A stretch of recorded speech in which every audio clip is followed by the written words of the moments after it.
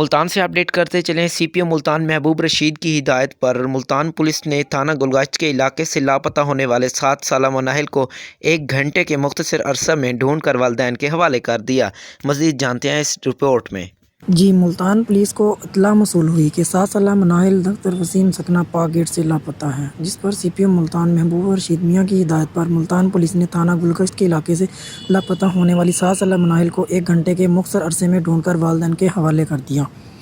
S S P investigation Multan captain Muhammad Amir Khan Niazi نے بچی کو اس کے گھر جا کر والدین کے حوالے کیا، جس پر والدین نے بچی کے ملنے پر انتہائی خوشی کا اظہار کرتے ہوئے ملتان پولیس کا شکریہ ادا کیا اور ڈھیر دعا دی۔ محمد راشد، آپ تک نیوز، ملتان۔